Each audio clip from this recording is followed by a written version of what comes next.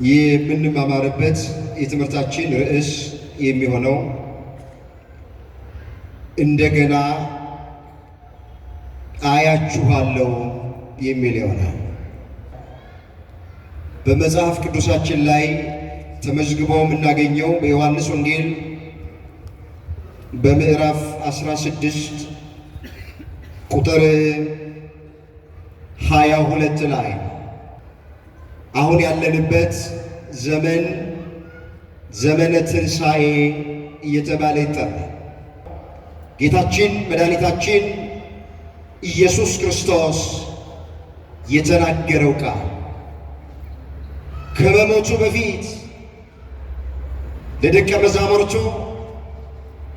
ሞትን ድል አድርጎ እንደሚነሳና በትንሣኤው ዕለት እንደገና እንደሚያያቸው ሐዘናቸውን ወደ ደስታ እንደሚቀይርላቸው የተናገረው ቃል ትንሣኤ ከልደትም በላይ ነው፣ ከጥምቀትም በላይ ነው። ከሌሎቹ ከጌታ 9 አበይት በዓላትና ከ9 ንዑሳን በዓላት ሁሉ የበላይ የትንሣኤ በዓል። ትንሣኤ ባይኖር ሕይወታችን ትርጉም አይኖረውም ነበር። ሁላችን እንደምናውቅ የጥምቀት በዓል 2 እና 3 ቀን ነው የሚከበረው። ከተራውን የጥምቀትን ቀን ቃና ዘገሊላን 3 ቀን ነው ጥምቀትን የምናገር። ከዚህ ውጪ ያሉትን የጌታ በዓላት አንዳንድ ቀን ነው የምናስባቸው። ትንሣኤ ግን በቤተ ክርስቲያናችን ለ50 ተከታታይ ቀናት ነው የሚከበረው። ለምን? ከበዓላት ሁሉ በላይ ስለሆነ ሃይማኖታችን ትርጉም የሚኖረው፣ ስብከታችን ትርጉም የሚኖረው ትንሣኤ ስላለ ነው። ለዚህ ነው ሐዋርያው ቅዱስ ጳውሎስ በዚህ በአንደኛ ቆሮንቶስ መልእክቱ ምዕራፍ 15 እንዲህ ብሎ የተናገረው ቁጥር 14 ላይ ትንሣኤ ሙታን ከሌለ ክርስቶስ አልተነሳ፣ ክርስቶስ ካልተነሳ እንግዲያስ ስብከታችን ከንቱ ነው፣ እምነታችንም ደግሞ ከንቱ ናት። እምነታችን ከንቱ እንዳይሆን፣ ስብከታችን ከንቱ እንዳይሆን ክርስቶስ ሞቶ አልቀረም። በሦስተኛው ቀን ሞትን ድል አድርጎ ተነስቷል። እሱ እንደተነሳ እኛም እንነሳለን ብለን ተስፋ እናደርጋለን። ተስፋ ትንሣኤ ሙታን አለን። ከሞት በኋላ ሕይወት፣ ከመቃብር በኋላ ትንሣኤ አለ የምንለው ክርስቶስን አብነት አድርገን እንጂ ሰው ሞቶ ፈርሶ በስብሶ የሚቀር ቢሆን ኖሮ ሁሉም ነገር ከንቱ ነበረ። ንስሐ የምንገባው የምንጸልየው 3 ሰዓት ቆመን የምናስቀድሰው ትንሣኤ እንዳለ ስለምናምን ነው። ለዚህ ነው ቅዱስ ጳውሎስ ትንሣኤ ከሌለ ስብከታችን ከንቱ ነው፣ ትንሣኤ ከሌለ እምነታችን ከንቱ ነው አለ። እንደገና አያችኋለሁ። እንመለስ ወደ ርዕሳችን። ጌታችን መድኃኒታችን ኢየሱስ ክርስቶስ ወደዚህ ምድር የመጣው ለመሞት ነው። ሁላችንም ወደዚህ ምድር የመጣ ነው ለመኖር ነው። ማንም ሰው ልሙት ብሎ የመጣ ማንም የለም። ሞት እያንዳንዳችንን ፈልቅቆ ነው የሚወስደን። ታውቃላችሁ፣ የተመጣጠነ ምግብ የምንበላው ብዙ ሰዎች ጠዋት እየተነሱ ሰንበትን ሽረው እንኳን ስፖርት የሚሰሩት ለምንድን ነው ሲባል ላለመሞት ነው። ታውቃላችሁ፣ የብዙ ሰው ጸሎት እድሜ ጨምርልኝ፣ እድሜ ስጠኝ የሚል ነው። ታውቃላችሁ፣ ሁላችንም በሚባል ደረጃ መሞት አንፈልግም። ሞት ሳንወድ በግድ ይወስደናል እንጂ ማንም ወዶና ፈቅዶ የሚሞት ሰው የለም። ስለዚህ ወደዚህ ምድር የመጣ ነው ሁላችንም ለመኖር ነው። ክርስቶስ ግን ወደዚህ ምድር የመጣው ለመሞት ነው የመጣው። ይህን በምን እናውቃለን ስንል በማስተማር ወራቱ ለደቀ መዛሙርቱ እንዲህ እያለ ይነግራቸው ነበረ። የማቴዎስ ወንጌል ምዕራፍ 17 ቁጥር 22 ላይ የተመዘገበ ቃል ነው ምነግራችሁ። በገሊላም ሲመላለሱ ኢየሱስ ክርስቶስ ለደቀ መዛሙርቱ እንደዚህ አላቸው፣ የሰው ልጅ በሰዎች እጅ አልፎ ይሰጥ ዘንድ አለው፣ ይገድሉትማል፣ በሦስተኛው ቀን ግን ይነሳል አላቸው። ደቀ መዛሙርቱ ግን እጅግ አዘኑ ይላል። ቃሉን አስተውሉት።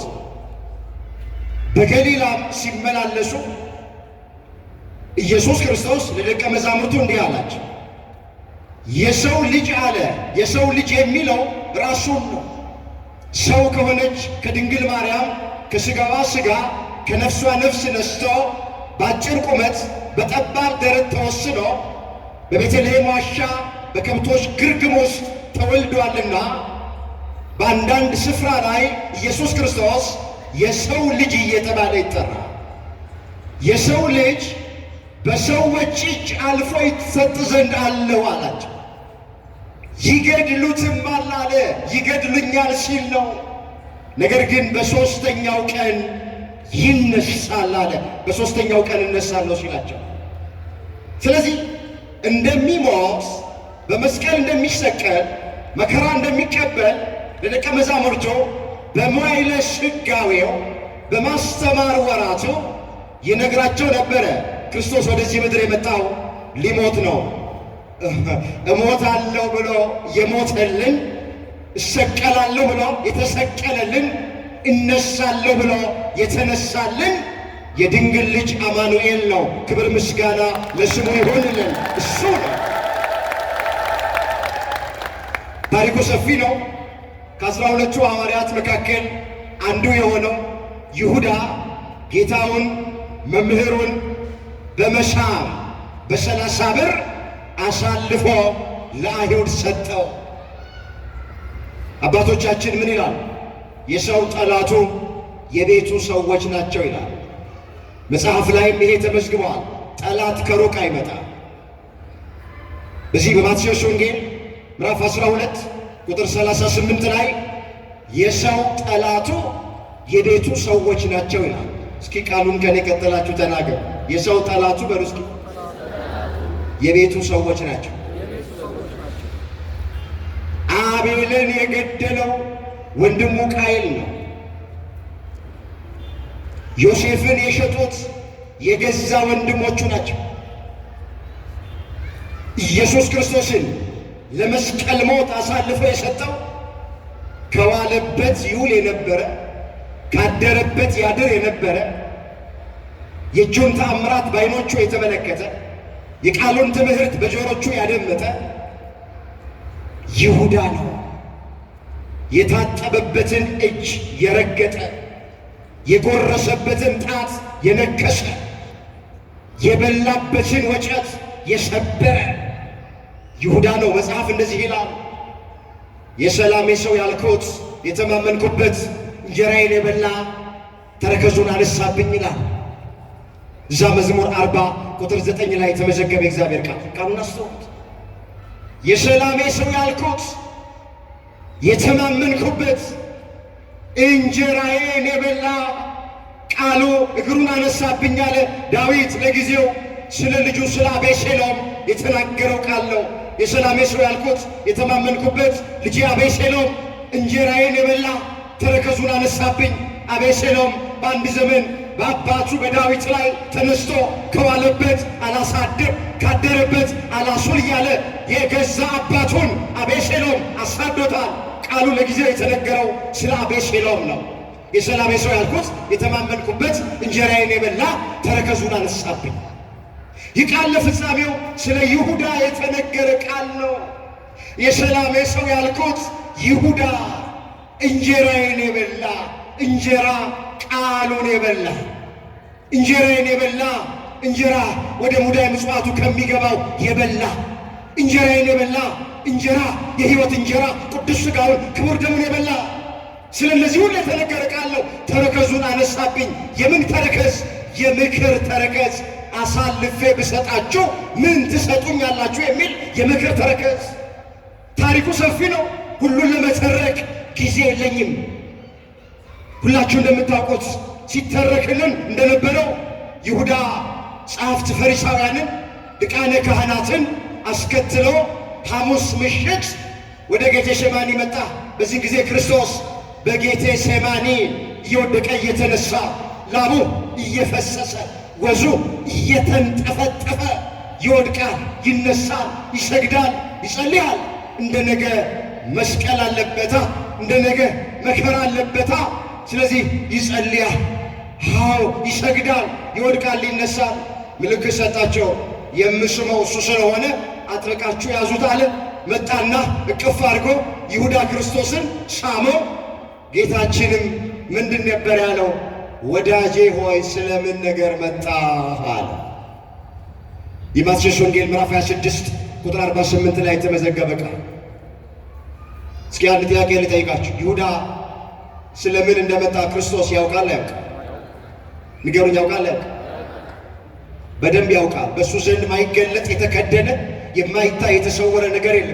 እኛን በሚቆጣጠረን በእግዚአብሔር ዓይኖች ፊት ሁሉ ነገር የተራቆተ የተገለጠ ነው እንጂ የተሰወረ ነገር የለም ተብሎ ተጽፏል።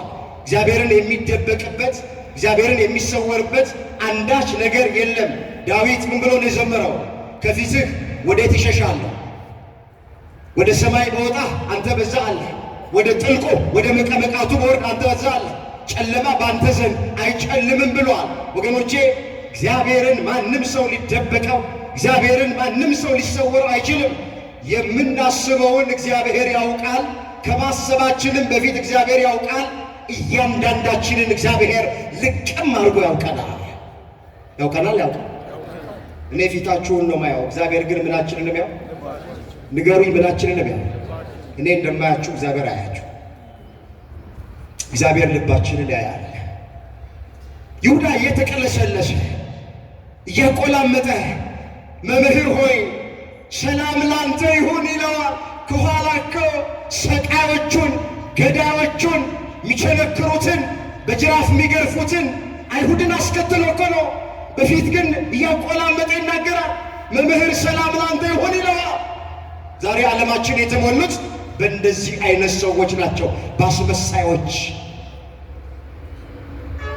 መጽሐፍ ክፋት በልቡ ሳለ ፍቅር የሚናገር አንደበት በብር ዝገት እንደተለበጠ የሸክላ ዕቃ ነው ይላል ምሳሌ 26 ቁጥር 23 ላይ የተመዘገበ ቃል። እስኪ አብራችሁ ይበሉ ይሄ ቃል። ክፋት በሉ እስኪ። በልቡ ሳለ ፍቅር የሚናገር አንደበት በብር ዝገት እንደተለበጠ የሸክላ ዕቃ ነው። አንዳንድ የሸክላ ዕቃዎች በብረት ዝገት ሲለበጡ ስታዩዋቸው ከሩቅ ብረት ይመስላል፣ ግን ሸክላ ናቸው። በብረት ዝገት ስለተለበጡ ነው ብረት የሚመስሉት እንጂ ሸክላ ናቸው። ቢወድቁ ይሰበራሉ። ዛሬም ዓለማችን ላይ እንደዚህ አይነት ሰዎች አሉ። ታውቃላችሁ አይደለም? ሰው አራዊት የማይችለውን የሰው ልጅ ይችላል። አራዊት ማስመሰል አይችልም። ነብር አባቶቻችን እንደሚናገሩን የሰው ልጅን ከማጥቃቱ በፊት የሰው ልጅን ከመዋጡ በፊት ምልክት ያሳያል። ሰውነቱ ይነፋፋ። ሰውነቱ ሲነፋፋ ነብር ልውጥህ ነው እያለ ነው። ነብር የሰው ልጅን ከማጥቃቱ በፊት ምልክት ይሰጣል። ቤታችን ውስጥ የምናሳድገው ውሻ እንግዳ ሰው ሲመጣ ይጮሃል። ውሻ ምልክት ሰጥቶ ነው ያጠቃል። እያንዳንዱ አውሬ ከማጥቃቱ በፊት ምልክት ሰጥቶ ያጠቃል። ምንም ምልክት ሳይሰጥ የሚያጠቃው የሰው ልጅ ብቻ ነው። ስንቱን አፈር ልብላለህ ያልን አፈር ድሜ ያበላል። ስንቱን ልቃጠልልሽ ያን አቃጠላት። አንዳንዶቹ መጥተው ችግራቸውን ሲነግሩ ተራብኩ፣ ተጠማሁ፣ አጣሁ፣ ነጣሁኝ፣ ተቸገርኩ ብሎ ሲልን በፊት ለፊታችን እኔ ልቸገርልህ፣ እኔ ልቸገርልሽ፣ እኔ ልራብልህ፣ እኔ ልራብልሽ፣ እኔ ልጠማልሽ እንለዋለን። ዞር ብለን አፈርድሜ ያብላህ የዘራውን ያጭድ። እሺ አንጀቴ ቅቤ ጠጣ የዘራሽውን ያጨድሽው የእጅሽን ያገኘሽው። ዛሬ ዓለማችን በእንደዚህ አይነት ሰዎች ተሞልታለች። ቃሉን አስተውሉት። ክፋት በልቡ ሳለ ፍቅር የሚናገር አንደበት በብር ዝገት እንደተለበጠ የሸክላ ዕቃ ነው አለ። አንድ ቀን ይሰበራል፣ እውነትና ንጋት እያደረ ይጠራል። ይሁዳ ይቅለሰለሰ የቆላመጠ ይናገራል። መምህር ሰላም ላንተ ይሁን ይለዋል፣ አቅፎ ይስመዋል። ታውቃላችሁ መሳም የፍቅር ምልክት ነው። የፍቅርን ምልክት ይሁዳ የጠብ ምልክት አድርጎ መጣ። እግዚአብሔር ከማስመሰል ፍቅር ሁላችንን ይጠብቀን። አሜን በሉ ባካችሁ። ከልባችን እንድንዋደድ፣ ከአንጀታችን እንድንዋደድ፣ በእውነት እንድንዋደድ እግዚአብሔር ሁላችንን በቸርነቱ ያግዘን። ታሪኩ ሰፊ ነው። ጠላቱ ሳለ ክርስቶስ ይሁዳን ጠላቴ አለለው። ወዳጄ ስለምን ነገር መጣህ አለው። ለመከራ አሳልፎ የሚሰጠውን ይሁዳ ወዳጄ አለው። ጠላቶቻችሁን ውደዱ ያለን በቃል ብቻ አይደለም በተግባርም ጭምር ነው። ወዳጄ አለው። ስለምን ነገር መጣህ አለው። ወዲያ በመሳም አሳልፎ ሰጠው። ታሪኩ ሰፊ ነው።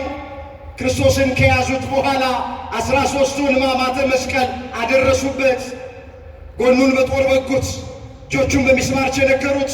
ሳዶር፣ አላዶር፣ ዳናት፣ አዴራ፣ ሮዳስ በሚባሉ 5 ችንካሮች ቸነከሩት። ሰቆር የሚባል ችንካር በመሃል አናቱ ላይ አስገባው። መሃል ልቡ ድረስ ደረሰ። ሥጋው አልቆ አጥንቱ ነጭ በረዶ መስሎ እስኪታይ 6666 ጊዜ በጅራፍ ገረፉት። አንገቱ ላይ ገመድ አስገብተው ከሊጦስትራ እስከ ቀራንዮ ድረስ በንጥፍ ድንጋይ ላይ ጎተቱት። ፊቱ ላይ ምራቃቸውን ተፉበት።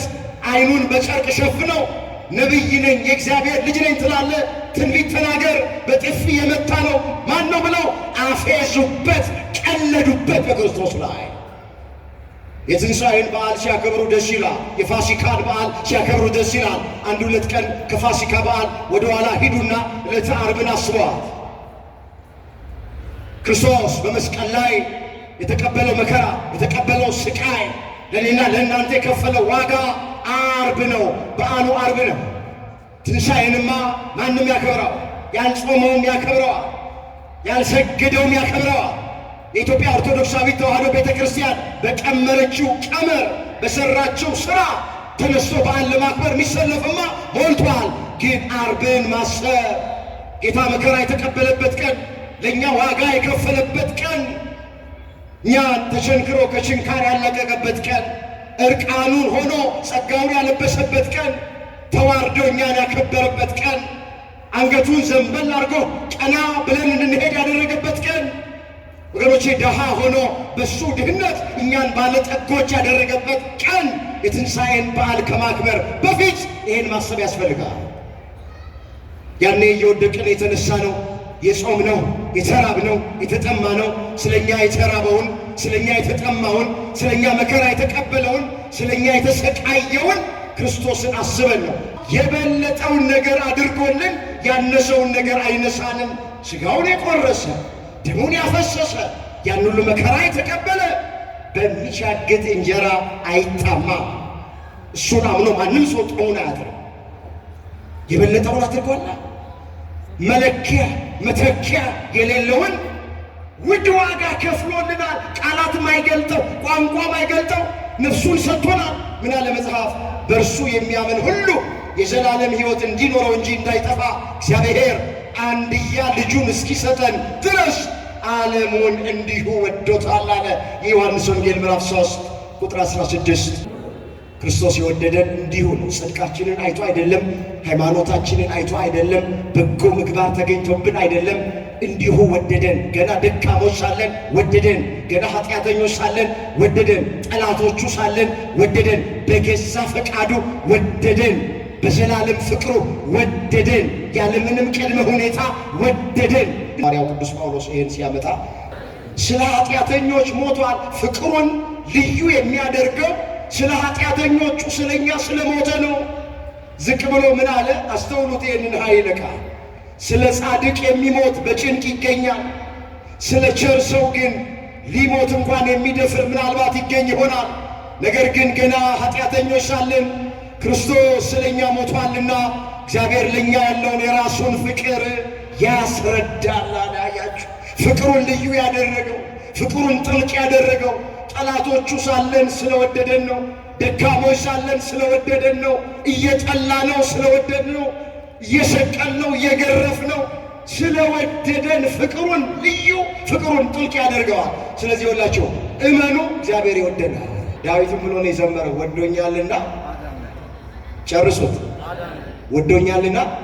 መዝሙር 17 ቁጥር 19 ላይ የተጻፈ ቃል ወዶኛልና አዳነኝ፣ እኛንም ስለወደደን አዳነን። በመስቀል ተሰቀለን፣ ሥጋውን ቆረሰልን፣ ደሙን አፈሰሰልን፣ በዋጋ ገዛ።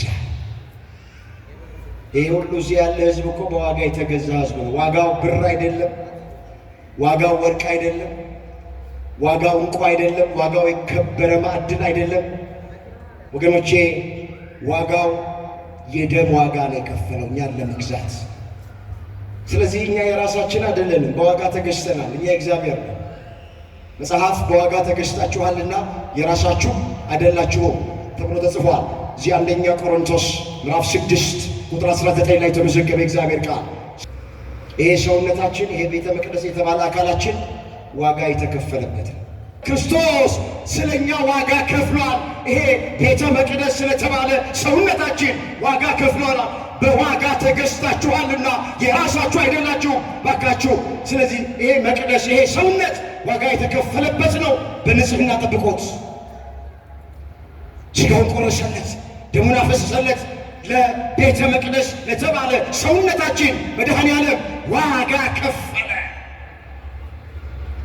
ምን ይመስላል ሕይወታችን? እኔም ራሴ ይሄ ድምፅ የሚሰማችሁ ራሳችሁ ሕይወታችን ምን ይመስላል? እንደው ኑሯችን ዋጋ እንደተከፈለለት ሰው ነው የምንኖረው? በደንብ ራሳችሁ ነው። ኑሯችን ዋጋ እንደተከፈለለት ነው የምንኖረው ወይ? መቅደስ በተባለ ሰውነታችን፣ በዋጋ በተገዛ መቅደስ ሰውነታችሁ ውስጥ ምን እየሰራችሁ? በደንብ ራሳችሁ። የአንዳንዶቻችን አፍንጫ ጭስ ማውጫ አይደለም፣ አፋችን ምድጃ አይደለም፣ ከንፈራችን ጉልቻ፣ ደንበኛ ማድቤቶች፣ ኩሽና ሆነን እንዴ መቅደስ የተባለ ሰውነታችንን አርክሰነው የለ እንዴ? አንዳንዶቻችን በዝሙት፣ አንዳንዶቻችን በስካር፣ አንዳንዶቻችን በዘረኝነት፣ አንዳንዶቻችን ጠጥቶ በመስከር ሂዱበት። መቅደስ የተባለ ሰውነታችን ረክሶብናል። መጽሐፍ እንደዚህ ይላል፣ ማንም የእግዚአብሔርን ቤተ መቅደስ ቢያፈርስ እግዚአብሔር እሱን ያፈርሰዋል። የእግዚአብሔር ቤተ መቅደስ ቅዱስ ነውና ያውም እናንተ ናችሁ አለ። አንደኛ ቆሮንቶስ ምዕራፍ 3 ቁጥር 16። መቅደስ የተባለ ሰውነታችንን በንጽህና እንድንጠብቀው መድኃኔ ዓለም ይርዳ። በኃጢአት እንዳናቆሽሸው፣ በተንኮል፣ በምቀኝነት፣ በሐሜት፣ በቅናት ሰይጣናዊ፣ በአምልኮተ ጣዖት፣ በዝሙት፣ በስካር፣ በሥጋ ሥራ መቅደስ የተባለ ሰውነታችንን እንዳናረክስ እግዚአብሔር ሁላችንን ይጠብቀን። ስለዚህ በዋጋ ገዛ ላሳጥረው ሰዓት እንዳልወስድባችሁ። ዓርብ ዕለት ተሰቀለ። 6 ሰዓት 9 ሰዓት ነፍሱን ከሥጋው በፈቃዱ ለየ። 11 ሰዓት ዮሴፍና ኒቆዲሞስ ከመስቀል ላይ አወረዱትና ማንም ባልተቀበረበት በአዲስ መቃብር ወሰዱና ቀበሩት። ቅዱስ ጳውሎስ የተናገረው ቃል ተፈጸመ፣ አንዱ ስለ ሁሉ ሞተ የሚለው ቃል ተፈጸመ። እዚህ ሁለተኛ ቆሮንቶስ ምዕራፍ 5 ቁጥር 14 ላይ ተመዘገበ። እስኪ አንዱ ስለ ሁሉ ሞተ። አንዱ የተባለው ከሦስቱ ቅዱስ አንዱ ቅዱስ አካላዊ ቃል እግዚአብሔር ወልድ ኢየሱስ ክርስቶስ ነው። ስለ ሁሉ ሞተ፣ ስለ ሰው ልጆች ሁሉ ሞተ። ሞትን ይሽረው ዘንድ አንዱ ስለ ሁሉ ሞተ። በሞት ያሉትን ወደ ሕይወት ያሻግር ዘንድ አንዱ ስለ ሁሉ ሞተ። እኛን ከጨለማ ወደ ብርሃን፣ ከሲኦል ወደ ገነት፣ ከባርነት ወደ ነፃነት፣ ከአሳር ወደ ክብር ያሻግረን ዘንድ አንዱ ስለ ሁላችን ሞተ።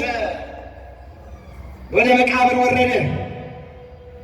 ደቀ መዛሙርቱን ሐሙስ ዕለት እንደዚህ ብሏቸው ነበር፣ ጥቂት ጊዜ አለ ታዩኛላችሁ፣ ጥቂት ጊዜ አለ ደግሞ አታዩኝም። ወደ አባቴ ወደ አብ እሄዳለሁኝ፣ እኔ እያዛለሁ፣ እኔ ሞታለሁ፣ እኔ ሰቀላለሁ እያለ ይነግራቸው ነበረ። እኔ በሚያዝበት ጊዜ ዓለም ደስ ይለዋል፣ አይሁድ ደስ ይላቸዋል። እናንተ ግን ታለቅሳላችሁ፣ ሙሽን ታወጣላችሁ። ነገር ግን እንዳዘናችሁ አትቀሩም። ሐዘናችሁን ወደ ደስታ ቀይረዋለሁ። ሴት የምትወልድበት ወራት ሲደርስ ምጡን እያሰበች መከራውን እያሰበች ታለቅሳለች፣ ታዝናለች። ወንድ ልጅ ስትወልድ ግን መከራውን ትረሳለች፣ ሐዘኗን ትረሳለች። እንደገና ደስ ይላታል። እንደገና አያችኋለሁ፣ ሐዘናችሁን ወደ ደስታ ቀይራችኋለሁ፣ ልባችሁን ደስ ይለዋል ብሏቸው ነበረ። የዮሐንስ ወንጌል ምዕራፍ 16 ቁጥር 16 ጀምሮ የተመዘገበ ቃል።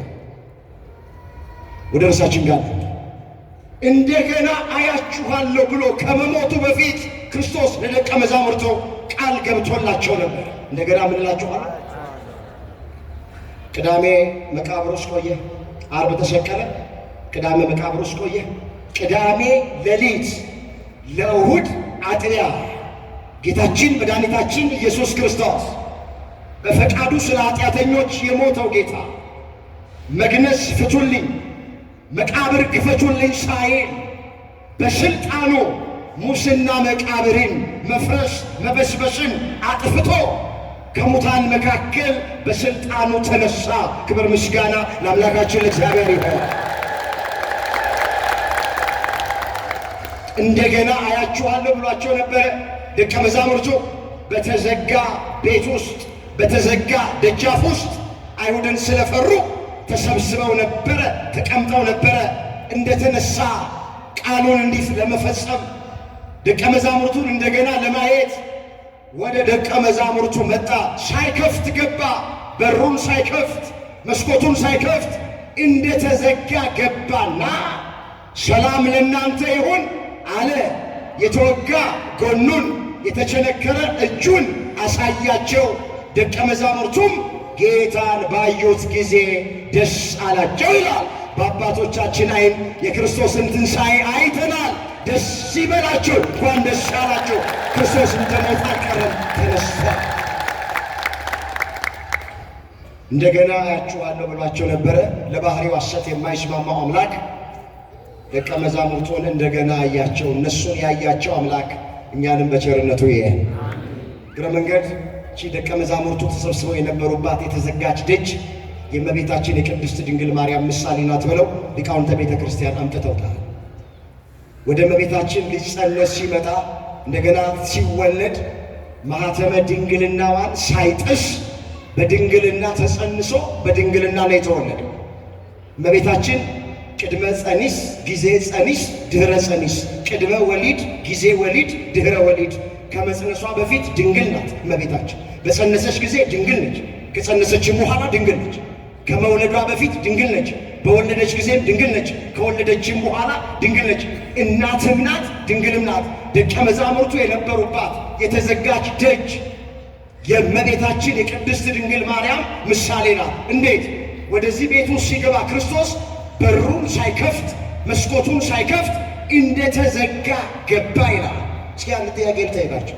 አሁን የዚህ ካቴድራል የዚህ ቤተ ክርስቲያን መስኮቱና በሩ ከተዘጋ እኛ መግባት እንችላለን? መልሱልኝ፣ እንችላለን? ለመግባት የግድ በሩ ምን ማለት አለበት?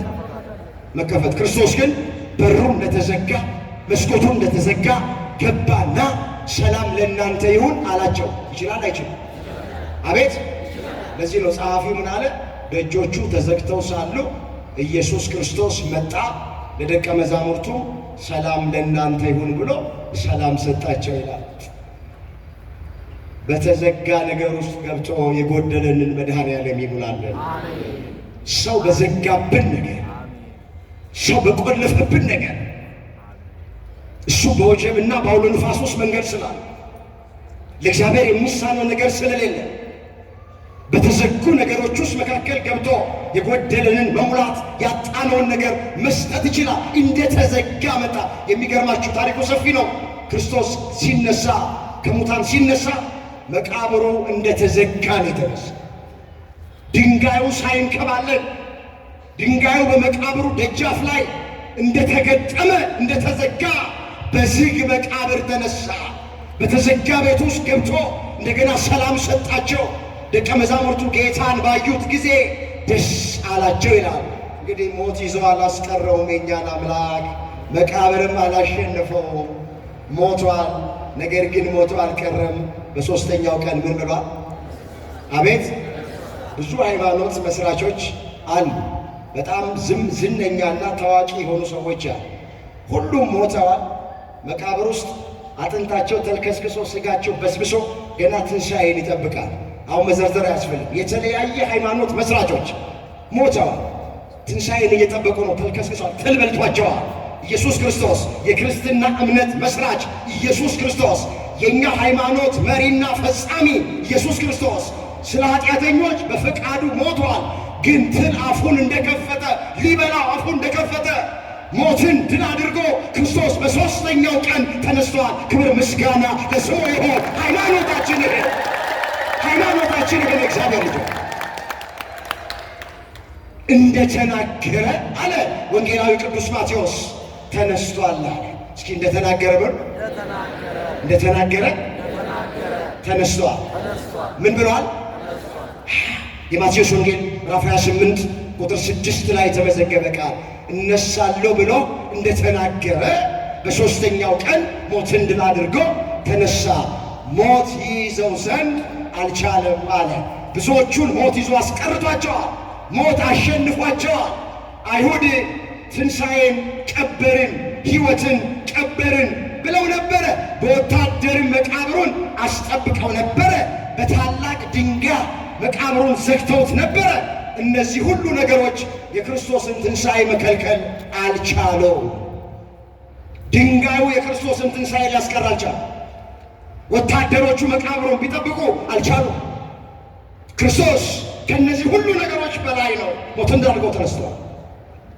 በእኛም ሕይወት ውስጥ እንደዚህ ነው። ብዙ የተቀበሩብን ነገሮች ሊኖሩ ይችላል። የክርስቶስ ትንሣኤ ቢያስተምረን በትዕግሥት እንጠብቅ እንጂ የተቀበሩብንን ነገሮች ሁሉ እግዚአብሔር ማስነሳትና መቀስቀስ ይችላል። መከራ ያደረሱበት ዓርብ 6 ሰዓት ላይ በመስቀል ላይ ሰቀሉት። 9 ሰዓት ነፍሱን ከሥጋው ላይ 11 ሰዓት ወደ መቃብር ነው። ወገኖቼ እግረ መንገዳችንን የክርስቶስን መከራ ስናስብ ፍቅሩን ለይተናል። ተቸነከረ ማለት ብቻ አይደለም። ተሰቀለ ማለት ብቻ አይደለም። ተራበ ተጠማ ማለት ብቻ አይደለም። ይህን ሁሉ ዋጋ እንዲከፍል ያደረገው የኔና የእናንተ ፍቅር። ለዚህ ነው ሊቁ ምን አለ? ፍቅር ኃያል ወልድን ከዙፋኑ አወረደው እስከ ሞትም አደረሰ። እስከ ሞት ድረስ ያደረሰው ክርስቶስን ምንድን ነው ስንል የእኛ ፍቅር ምንድን ነው? ቅዱስ ዮሐንስ ወልደ ነጎድጓድ የተናገረው ነፍሱን ስለ ወዳጆቹ ከመስጠት ይልቅ ከዚህ የሚበልጥ ፍቅር ለማንም የለውም። የዮሐንስ ወንጌል ምዕራፍ 15 ቁጥር 13 ላይ የተመዘገበ ቃሉን አስተውሉት። ነፍሱን ስለ ወዳጆቹ ከመስጠት ይልቅ ከዚህ የሚበልጥ ፍቅር ለማንም የለውም። እናት ልጇን ብትወድ እንጀራ ቆርሳ ታጎርስ ይሆናል፣ ጨርቅ ቀዳ ታለብስ ይሆናል። አባት ልጁን ቢወድህ ሊያበላው ሊያጠጣው ይችላል። ማን ነው በመስቀል ላይ ግን የሚሰቀል? እናት ለልጇ ይሄን አታደርግም፣ አትሰቀልም። አባት ለወለደው ልጁ አይሰቀልም። ክርስቶስ ከእናት በላይ እናት ነው፣ ከአባት በላይ አባት ነው። እንደ እግዚአብሔር ያለ ማንም የለም። እንደገና አያችኋለሁ ብሏቸው ነበረ። በቃሉ መሰረት እንደገና አያቸው። የደቀ መዛሙርቱ ሐዘን በደስታ ተለወጠ። አፋቸው በሳቅ ከንፈራቸው በእልልታ ተሞላ። ፊቱ እንደ ፀሐይ ብርሃን አብርቶ ጌታችንን ተነስቶ ባዩት ጊዜ ደስ አላቸው። እኛም በአባቶቻችን ዓይን የክርስቶስን ትንሣኤ አይተናል ተመልክተናልና እሱን ደቀ መዛሙርቱን እንደገና እንዳየ አገራችንን እንደገና እንዲያይልን፣ ቤተ ክርስቲያናችንን እንደገና እንዲያይልን፣ ሕይወታችንን እንደገና እንዲያይልን፣ ኑሯችንን እንደገና እንዲያይልን፣ ስራችንን እንደገና እንዲያይልን የአምላካችን የእግዚአብሔር ቅዱስ ፈቃዱ ይሆንልን። ያለነውን እስከ መጨረሻው ድረስ ያጽናን። የሁላችንን መጨረሻ መድኃኔዓለም